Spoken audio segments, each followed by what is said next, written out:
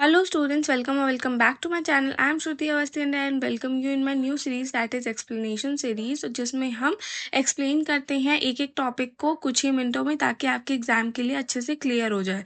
तो आज हम ट्रांसपोर्टेशन इन प्लांट्स पढ़ेंगे कि प्लांट्स कैसे ट्रांसपोर्टेशन करता है, वाटर का, मिनरल्स का, फूड का, अदर सब्सटेंसेस का, वो कैसे ट्रांसपोर्ट करता है, उसकी क्या स्ट्रैटेजीज होती है, क्या सिस्टम होता है, उसको आज हम जानेंगे।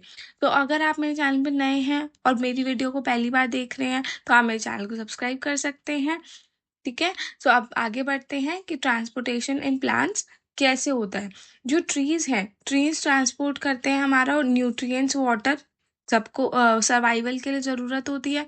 तो वाटर और न्यूट्रिएंट्स उसको कहाँ से मिलते हैं? रूट से मिलते हैं। तो रूट्स से वो एब्जॉर्ब करके टिप ऑफ द लीफ तक पहुंचाता है, ठीक है, वाटर और न्यूट्रिएंट्स को। सेकेंड पॉइंट क्या बोल रहा है कि जो अगर स्मॉलर डिस्टेंस है, छोटा प्लांट है, स्मॉलर डिस्टेंस है, तो वो डिफ्यूजन प्रोसेस से भी ट्रांसपोर्टेशन कर लेता है। पर जब बड़ा डिस्टेंस होता है, लार्जर डिस्टेंस होता है, तो उसके लिए प्रॉपर सिस्टम है प्लांट के पास। ठीक है, proper system of transportation is essential. तो प्रॉपर सिस्टम होना ज़रूरी है ताकि अच्छे से वाटर पहुंच सके, अच्छे से हमारा फूड पहुंच सके। वाटर के लिए अलग टिश्यू है, दैट इज जाइलम। ठीक है, फ्लोएम के लिए अलग टिश्यू, दैट इज फ्लोएम। तो वो अपना अपना फंक्शन करते हैं, ठीक है, ट्रांसपोर्ट करने के लिए जो भी चाहिए प्लांट को, फूड बनाने के लिए, फोटोसिंथेसिस करने के लिए। ठीक है, तो ये दोनों पॉइंट्स बस यही हैं कि जो ट्रीज है वो ट्रांसपोर्ट करते हैं वाटर, न्यूट्रिएंट, सर्वाइवल के लिए रूट से टिप ऑफ द लीफ तक, और स्मॉलर डिस्टेंस के लिए वो डिफ्यूजन प्रोसेस से भी कर सकते हैं। पर जब बहुत बड़ा ट्री होता है तो एक प्रॉपर सिस्टम चाहिए होता है ट्रांसपोर्टेशन के लिए। तो अब हम उस प्रॉपर सिस्टम को पढ़ेंगे। अब देख लेते हैं ट्रांसपोर्ट ऑफ वाटर। वाटर कैसे ट्रांसपोर्ट होता है? तो वाटर ट्रांसपोर्ट के लिए जाइलम जो है, जाइलम ट्रांसपोर्ट करता है वाटर और मिनरल्स को रूट से लीव्स तक। ठीक है, ये जो जाइलम टिश्यू होता है वो ट्यूब लाइक होता है। मैंने जाइलम और फ्लोएम का डिफरेंस भी ऑलरेडी डिस्कस कर रखा है अपने चैनल पे, मैं उसका लिंक मेंशन कर दूंगी, आप जाके चेक कर सकते हैं। तो जो जाइलम है वो ट्रांसपोर्ट करता है वाटर और मिनरल्स, ठीक है, रूट से लीव्स तक। रूट में एब्जॉर्प्शन होता है और फिर वो लीव्स तक पहुंचाता है। प्लांट दो स्ट्रैटेजीज यूज करता है वाटर को ट्रांसपोर्ट करने की। पहली होती है रूट प्रेशर। रूट प्रेशर क्या होता है कि पॉजिटिव प्रेशर होता है जो कि वाटर के मूवमेंट से होता है कि from roots to soil. Soil में हमने तो पानी जो डाला वो सॉइल में डाला, और न्यूट्रिएंट्स भी हैं वो भी सॉइल में है। तो सॉइल से रूट्स क्या करती है? एब्जॉर्प्शन करती हैं, ठीक है, और फिर वो एब्जॉर्ब करके कहाँ पहुंचाती हैं? अपवर्ड मूवमेंट करती हैं वाटर का, मतलब कि लीव्स पे पहुंचाती है। तो उसको बोला जाता है रूट प्रेशर। ठीक है, जो रूट्स जो हैं वो अपवर्ड मूवमेंट कर रहे हैं लीव्स तक पहुंचाने के लिए, उसको बोला जाता है रूट प्रेशर। ये एक पॉजिटिव प्रेशर होता है। ठीक है, फिर आ जाते हैं ट्रांसपिरेशनल पुल। ट्रांसपिरेशनल पुल क्या होता है? Transpirational pull of water as result to tension created by transpiration. ये पुल तब किया जाता है जब ट्रांसपिरेशन क्या होता है, पहले तो ये समझ लो। जो ट्रांसपिरेशन होता है वो एक प्रोसेस होता है जिसके थ्रू, जब जैसे फूड बन गया, एक्सेस वाटर, हमेशा लीफ जो होता है एक्सेस वाटर होता है उसके पास फूड बनाने के लिए। जब उसका फूड प्रोसेस कंप्लीट हो गया, फोटोसिंथेसिस पूरी हो गई, तो जो एक्सेस वाटर होता है वो ट्रांसपीरेशन के थ्रू लॉस कर देता है, थ्रू स्टोमेटा क्या कर देता है? वो निकाल देता है। तो हमारी लीफ की सरफेस पे ना वाटर ड्रॉपलेट्स आ जाते हैं, तो वो ट्रांसपीरेशन के थ्रू होता है। अब जब लीफ के सरफेस पे वाटर ड्रॉपलेट्स आ जाएंगे तो वो तो इवेपोरेट हो जाएगा वाटर, है ना, वो वाटर तो उड़ जाएगा। तो अब प्लांट के पास फिर दोबारा से कमी होने लगेगी वाटर की, लीफ को दोबारा वाटर चाहिए खाना बनाने के लिए। तो दोबारा से क्या होता है? दोबारा से वाटर का पुल होता है, ठीक है, सॉइल से।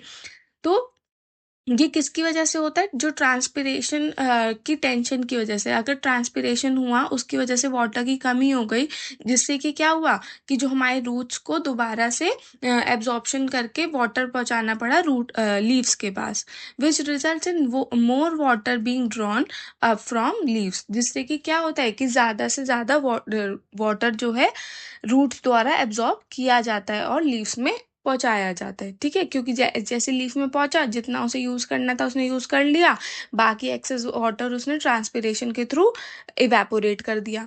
अब वो कहेगा, लीफ कहता है कि मेरे को अब दोबारा चाहिए वाटर, तो दोबारा फिर जो रूट होती है वो दोबारा एब्जॉर्प्शन करती है और फिर दोबारा से भेजती है, ठीक है? तो ये ट्रांसपिरेशनल पुल की वजह से होता है।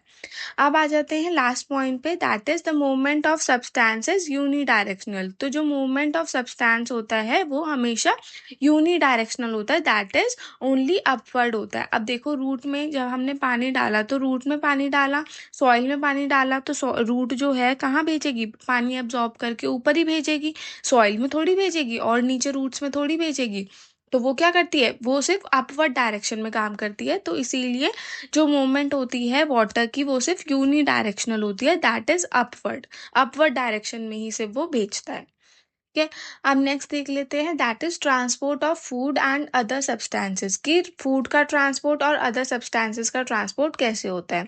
जो ट्रांसपोर्ट, जो भी सॉल्युबल प्रोडक्ट्स होते हैं फोटोसिंथेसिस के, फोटोसिंथेसिस हो गया, उसके बाद एक फूड प्रिपेयर हो गया, तो उसको अलग अलग पार्ट पे भी पहुंचाना है, ग्रोइंग पार्ट्स पे पहुंचाना है, फ्रूट्स में पहुंचाना है, फ्लावर में पहुंचाना है, ठीक है, स्टेम में पहुंचाना है, तो हर जगह पहुंचाना है प्लांट को। लीफ में खाना बना है पर लीफ के बाद हर जगह पहुंचना भी तो चाहिए ना। तो वो क्या, उस प्रोसेस होता है ट्रांसलोकेशन। क्या होता है उस प्रोसेस का नाम, ट्रांसलोकेशन। कि जो खाना बन गया लीफ में और अब वो different parts of the plant में जाना है, उस प्रोसेस को हम ट्रांसलोकेशन बोलते हैं। जो फ्लोएम है, फ्लोएम ट्रांसपोर्ट करता है जो भी फोटोसिंथेसिस के प्रोडक्ट्स होते हैं लीफ से other part of the plant तक, ठीक है? लीफ में खाना बन गया, लीफ किचन होती है, लीफ में खाना बन गया, उसके बाद वहां से खाना लेके कौन जाता है, फ्लोएम जाता है दूसरे पार्ट्स ऑफ द प्लांट में, ठीक है, जहां जहां उसको खाना पहुंचाना है। जो ट्रांसलोकेशन है ये सीव ट्यूब्स में होता है, और जो भी उसके साथ एडजेसेंट कंपेनियन सेल्स होते हैं वो उसकी हेल्प करते हैं खाने को पहुंचाने के लिए वेरियस लोकेशंस में प्लांट की, ठीक है? अब इस काम में उनको एनर्जी लगेगी, भाई एक पूरा प्लांट कवर करना है उनको, हर साइट पर उनको फूड पहुंचाना है, तो उसके लिए उनको एनर्जी लगेगी। तो एनर्जी वो कहाँ से लेते हैं, एटीपी, एटीपीज यूटिलाइज करते हैं, ठीक है? और utilize for translocation according to plants need, ठीक है? कि जितनी एनर्जी चाहिए उस हिसाब से वो एटीपीज यूटिलाइज करते हैं और प्लांट की नीड को पूरा करते हैं, उस जगह पे पहुंचाते हैं, ठीक है? जो मूवमेंट होती है इसकी वो बाई डायरेक्शनल होती है। देखो, जब हम वाटर का ट्रांसपोर्ट कर रहे थे तो उसकी डायरेक्शन सिर्फ यूनी डायरेक्शनल थी, जबकि जब हम फूड और अदर सब्सटेंसेस जब हम ट्रांसपोर्ट कर रहे हैं तो उसकी मूवमेंट कैसी है, बाई डायरेक्शनल है। क्योंकि उसको लीफ में बनाए, लीफ तो हमारा बीच में होती है, उसको स्टेम में भी पहुंचाना है, उसको रूट्स में भी पहुंचाना है, उसको शूट में भी पहुंचाना है, उसको टिप ऑफ द लीफ में भी पहुंचाना है, ठीक है? तो उसको हर जगह पहुंचाना है फूड को, फ्लावर में भी पहुंचाना है, फ्रूट में भी पहुंचाना है। तो इसकी मूवमेंट कैसी होती है, बाई डायरेक्शनल होती है, मतलब कि अपवर्ड भी होती है और डाउनवर्ड्स भी होती है, ठीक है? आई होप आपको समझ में आया होगा, और अगर आपको मेरी वीडियो अच्छी लगी हो तो आप मेरे चैनल को सब्सक्राइब, लाइक, शेयर कर सकते हैं। और अब नेक्स्ट वीडियो में मिलेंगे, तब तक के लिए बाय बाय।